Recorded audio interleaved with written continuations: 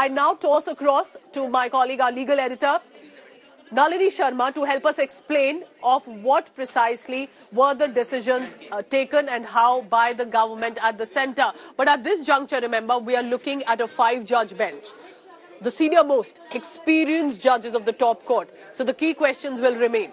Who can revoke Article 370 as the Constituent Assembly no longer there, which ceased to exist in 57? Was consent of the elected assembly needed, which is the elected assembly of Jammu and Kashmir? How did a temporary Article 370 come to be permanent according to the key questions that the Supreme Court will look at? Can a state, and this will be important, can a state like J&K turn into a union territory? And then the big question, who represents will of the people? Is it government at the centre, the parliament, the elected assembly of a state? Remember, all of these questions, while of course are about Jammu and Kashmir, it will also be about other states. What can be seen as will set an example and a precedent with regard to what the decision of the court will be. The hearings have been elaborate.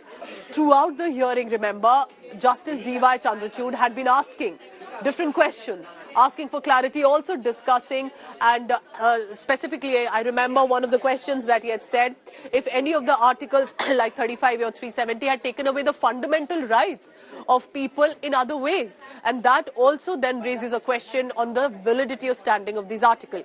Over now to Nalini to help us explain what exactly is the legal perspective to this.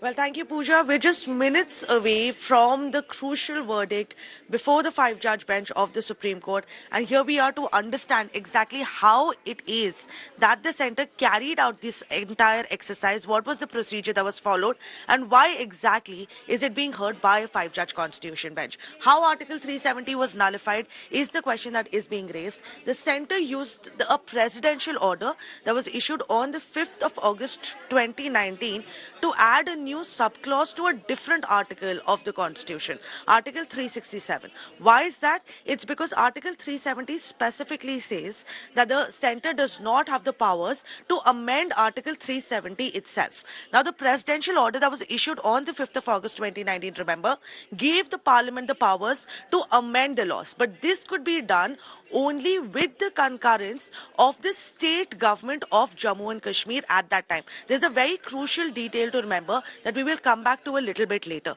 So keeping in mind that this presidential order that was issued on the 5th of August gave the Parliament the powers in accordance with the Article 370, what we also need to see is that it was a state assembly that was given the power of the Constitutional Assembly through this presidential order. Why? Because the third clause of Article 370 specifically says that Article 370 can be revoked through a presidential order, but for that, the recommendation has to come from a Constituent Assembly. Now, the Constituent Assembly had dissolved as far back as 1957, which is why the centre had added a new provision to Article 367, saying that Constituent Assembly can be read as State Assembly and given the powers to the State Assembly instead. The Jammu and Kashmir, under the President rule, the centre has used the government nod, because on the 5th of August, remember, the government in Jammu and Kashmir had fallen after BJP only, interestingly, had pulled out of its alliance with the PEDP, because of which the then Chief Minister Mehbooba Mufti had to resign. So the state government could not give any consent for the president to issue such a notification, which is why the governor had given the consent instead.